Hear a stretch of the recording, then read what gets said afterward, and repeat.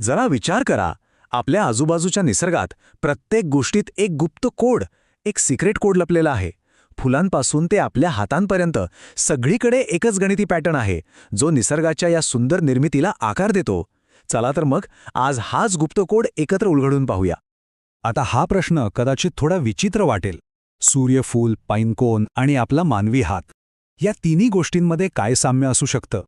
म्हणजे ह्या तर पूर्णपणे वेगळ्या दिसणाऱ्या गोष्टी आहेत, पण खरं सांगायचं तर यांच्यात एक असा समान धागा आहे जो त्यांना आश्चर्यकारकपणे एकमेकांशी जोडतो. आणि या प्रश्नाचं उत्तर दडलंय एका लपलेल्या पॅटर्नमध्ये.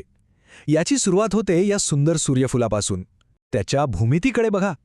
याच्या बियांची जी मांडणी आहे ना, ती एका विशिष्ट सर्पिल म्हणजे स्पायरल आकारात केलेली दिसते. बरं, आता जरा पाईनकोनकडे पाहूया. काय दिसतंय? इथेही अगदी तोच सर्पिल पॅटर्न आहे. त्याच्या खवल्यांची रचनासुद्धा त्याच नियमाप्रमाणे केलेली आहे. म्हणजे हे आता स्पष्ट होतंय की हा पॅटर्न निसर्गात जवळजवळ सगळीकडेच आहे.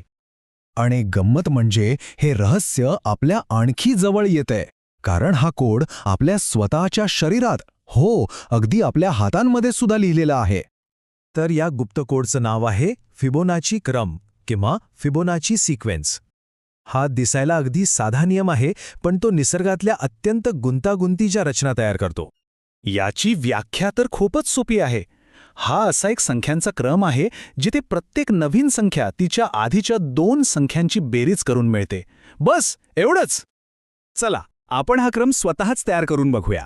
समजा आपण 1 ने सुरुवात केली. त्याच्या आधी 0 आहे असं मानूया. मग 0 अधिक 1 उत्तर आलं 1. आता आपल्याकडे 2 संख्या आहेत 1 आणि 1. यांची बेरीज केली की मिळतात 2. आता शेवटच्या 2 संख्या आहेत 1 आणि 2. त्यांची बेरीज झाली 3. मग 2 आणि 3 यांची बेरीज 5. आणि हे असंच पुढे चालू राहतं. सोपं आहे ना?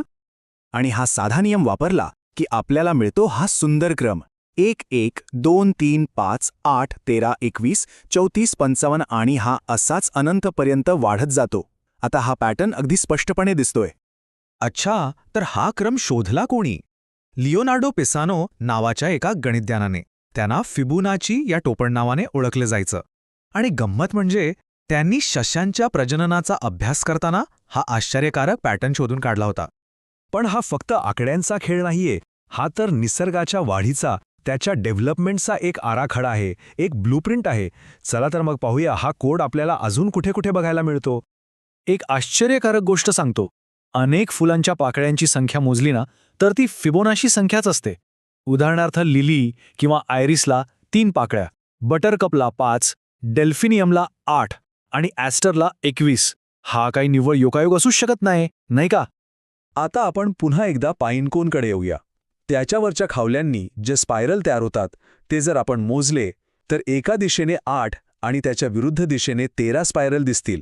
आणि 8 आणि 13 ह्या दोन्ही काय आहेत? फिबोनाची संख्या आहे की नाही कमाल? आणि हाच पॅटर्न आपल्याला सूर्यफुलाच्या बियांमध्ये दिसतो, जिथे 34 आणि 55 असे स्पायरल असतात.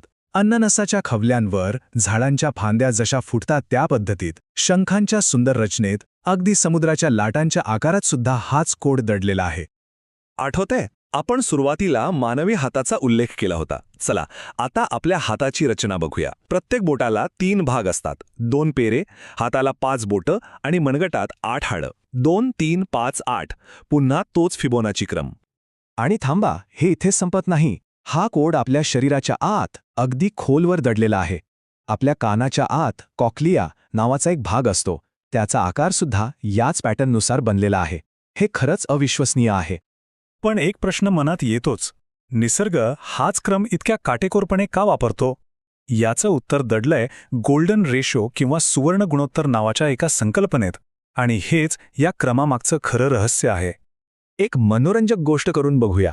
फिबोनाची क्रमातली कोणतीही संख्या घ्या आणि तिला तिच्या आधीच्या संख्येने भागा. जसजसं आपण या क्रमात पुढे पुढे जाऊ तसतसं हे गुणोत्तर एका विशिष्ट खास आकड्याच्या जवळ पोचतं. आणि तो खास आकडा आहे अंदाजे 1.618.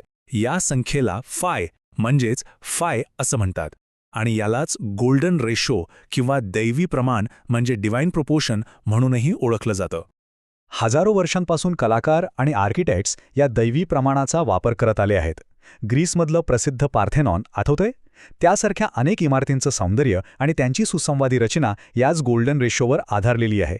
पण थांबा, हा कोड फक्त निसर्ग आणि प्राचीन वास्तूंपुरता मर्यादित नाहीये. आश्चर्य वाटेल, पण आजच्या आपल्या मॉडर्न जगातही तो खूप जास्त उपयुक्त आहे. एक मस्त युक्ती सांगतो. समजा मैलांचं किलोमीटरमध्ये रूपांतर करायचंय आणि अंतर मैलांमध्ये फिबोनाची संख्या आहे, तर त्याचं किलोमीटरमधला अंदाजे अंतर म्हणजे त्या क्रमातली पुढची संख्या. उदाहरणार्थ 34 मैल म्हणजे अंदाजे 55 किलोमीटर. करून बघा.